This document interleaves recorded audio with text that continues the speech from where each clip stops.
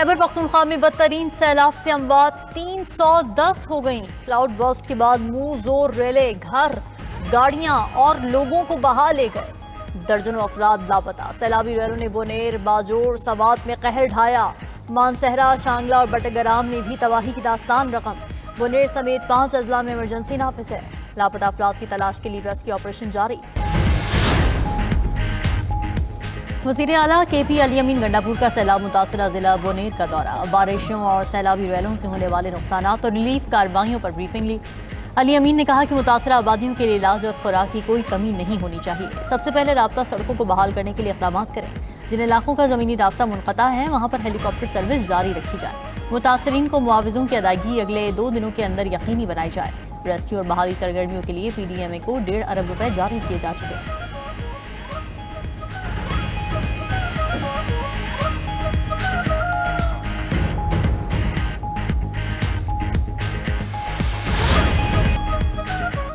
پاک فوج کی ٹیم سیلاب سے متاثرہ اضلاع میں امدادی سرگرمیوں میں مصروف۔ مزید تازہ دم دستے بونیر پہنچ گئے۔ فوج کی کور آف انجینئرز کی اسپیشل آلات کے ذریعے کیچڑ کے نیچے دبے ہوئے زخمیوں اور لاشوں کو نکالا جائے گا۔ پاک فوج کے ہیلی کاپٹر میں راشن اور دیگر سامان مہیا کیا جا رہا ہے۔ تمام متاثرہ افراد کو بحفاظت ریسکیو کرنے اور محفوظ مقامات پر منتقل کرنے تک آپریشن جاری رہے گا۔ پاک فوج کی ٹیمیں سینکڑوں متاثرین کو محفوظ مقام پر منتقل کر چکی۔ دوسری طرف وزیر اعظم کی ہدایت پر این ڈی ایم اے کی ٹیم امدادی کاموں کی نگرانی کے لیے متاثرہ علاقوں میں پہنچ گئی۔ این ڈی ایم اے کی جانب سے صوبائی حکومت کو امدادی سامان کی فراہمی جاری۔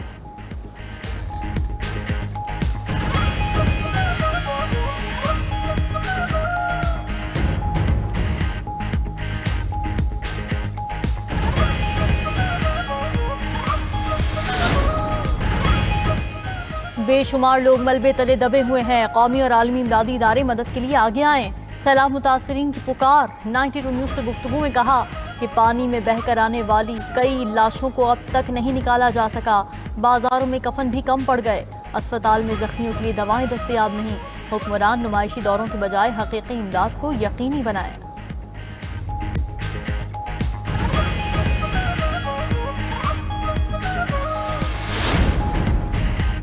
ملک بھر میں بارشوں سے اموات کی مجموعی تعداد 634 تک جا پہنچی۔ سیلاب اور بارشوں سے حادثات میں 768 افراد زخمی ہوئے۔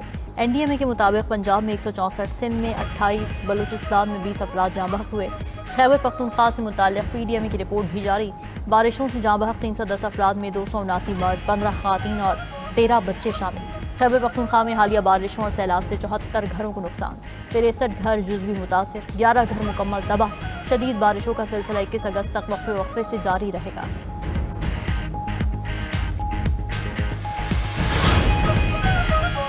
وزیر اعظم شہباز شریف کی جاتی عمرہ میں نواز شریف سے ملاقات۔ خیبر پختونخوا میں سیلاب کے بعد کی صورتحال سے آگاہ کیا۔ نواز شریف کی شہباز شریف کو متاثرین کے لیے امدادی کام تیز کرنے کی ہدایت۔ نواز شریف نے کہا کہ قیمتی انسانی جانوں کا ضیاع دل خراش سانحہ ہے۔ تمام تر ہمدردیاں غمزدہ خاندانوں کے ساتھ ہیں۔ نائب وزیر اعظم اسحاق ڈار کا خیبر پختونخوا میں جانی اور مالی نقصان پر دکھ کا اظہار۔ کہا کہ ہم سب مل کر اس مشکل گھڑی پر قابو پائیں گے۔ خاتون اول آصفہ بھٹو بولی، امدادی کاروائیاں کرنے والے کارکن ہمارے ہیرو ہیں۔ چیئرمین سینٹ یوسف رضا گیلانی نے کہا کہ ریسکیو اہلکار قوم کے اصل ہیروز ہیں۔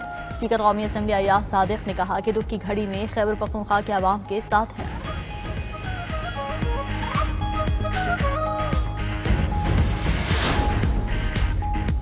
گلگت بلتستان میں ایک بار پھر سیلاب سے تباہی کی داستان رقم۔ شاہراہ بلتستان میں گاڑی لینڈ سلائیڈنگ کی زد میں آ گئی۔ گاڑی میں سوار لاہور کا سیاح جاں بحق ہو گیا۔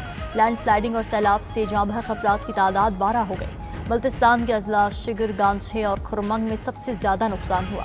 وادی نلتر میں سیلاب سے نلتر ایکسپریس وے کا بڑا حصہ پانی میں بہہ گیا۔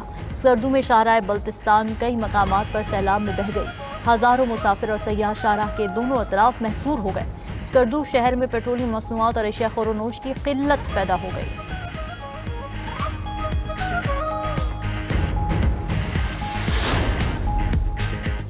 سیاسی مصالحت سچے دل سے معافی مانگنے سے ممکن ہے۔ فیلڈ مارشل سید عاصم منیر نے سیاسی مصلحت کا راستہ بتا دیا۔ بروسلز میں اوورسیز پاکستانیوں کی تقریب میں گفتگو کرتے ہوئے فیلڈ مارشل نے کہا کہ تبدیلی کی افواہیں سراسر جھوٹ ہیں۔ افواہیں پھیلانے والے حکومت اور مقتدرہ دونوں کے مخالف ہیں۔ خدا نے ملک پاکستان کا محافظ بنایا ہے، اس کے علاوہ کسی عہدے کی خواہش نہیں۔ خارجہ پالیسی سے متعلق سید عاصم منیر کا کہنا تھا کہ پاکستان کو چین اور امریکہ سے تعلقات میں توازن برقرار رکھنے کا طویل تجربہ ہے، ایک دوست کے لیے دوسرے دوست کو قربان نہیں کریں گے۔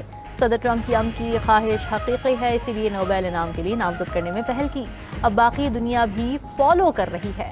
فیلڈ مارشل نے بھارت کو خبردار کیا کہ اپنی پراکسیز کے ذریعے پاکستان کے امن کو تباہ نہ کرے، ایک پاکستانی کے خون کا بدلہ لینا ہم پر واجب ہے۔ افغان حکومت بھی طالبان کو پاکستان میں دھکیلنے کی پالیسی بند کرے۔ فیلڈ مارشل نے جنگ کے دوران وزیر اعظم، کابینہ اور سیاسی قیادت کے عزم کو قابل تعریف قرار دیا۔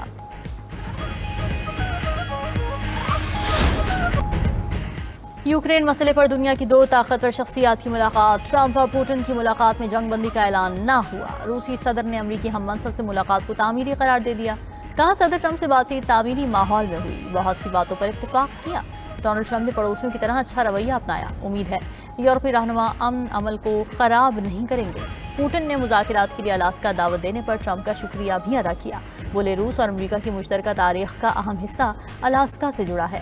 امریکی صدر نے کہا کہ ڈیل کے لیے بھی ڈیل کرنا پڑتی ہے، نیٹو اتحادیوں اور یوکرینی صدر سے بات کروں گا، معاہدہ ان پر منحصر ہے اور انہیں اس سے اتفاق کرنا پڑے گا۔ پوٹن سے ملاقات نتیجہ خیز رہی، بہت سے معاملات پر پیش رفت ہوئی، میرے ساتھ پوٹن کے تعلقات ہمیشہ شاندار رہے۔ روسی صدر نے ڈونلڈ ٹرمپ کو ماسکو ملاقات کی دعوت دے دی۔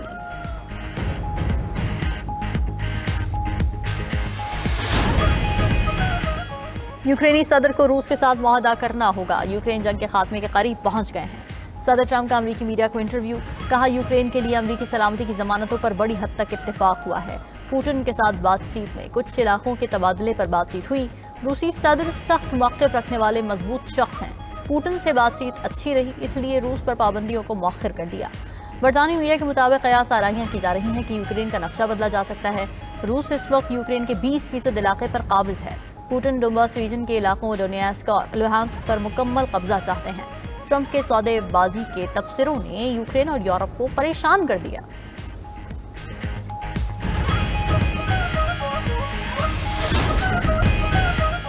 بھارت کی یوم آزادی پر واشنگٹن میں بھارتی سفارت خانے کے باہر سکھوں کا پڑا احتجاج، مظاہرین نے خالصتان کے جھنڈے لہرائے، مودی قاتل اور انڈیا مرد آباد کے نعرے لگائے، بھارتی پرچم کو پھاڑ کر سفارت خانے کے سامنے پھینک دیا گیا۔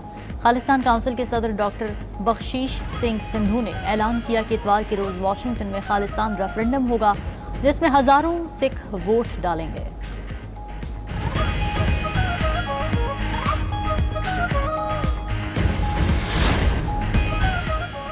کیریبین میں طوفان ایرن نے شدت اختیار کر لی، نیشنل ہریکین سینٹر نے کیٹیگری 4 خطرناک سمندری قرار دے دیا۔ شدید بارشوں اور سیلاب کا الرٹ جاری، ہواؤں کی رفتار 145 میل فی گھنٹے تک پہنچ سکتی ہے، کئی جزائر پر ہنگامی حالت نافذ کر دی گئی۔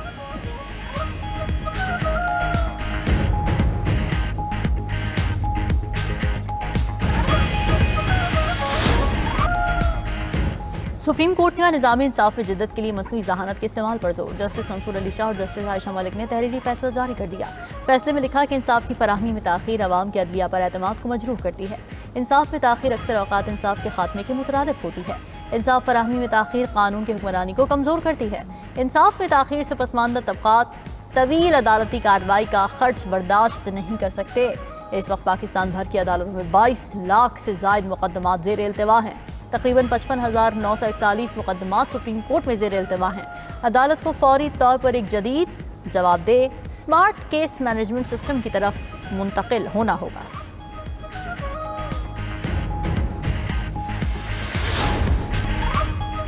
چین میں پاک بحریہ کی تیسری ہنگور کلاس آبدوز PNS مینگرو کی لانچنگ تقریب، deputy chief of naval staff project 2 vice admiral Abdul Samad تقریب کے مہمان خصوصی تھے۔ ISPR کے مطابق وائس ایڈمرل عبدالصمد نے کہا کہ پاک بحریہ قومی مفادات کے تحفظ کے لیے پرعزم ہے۔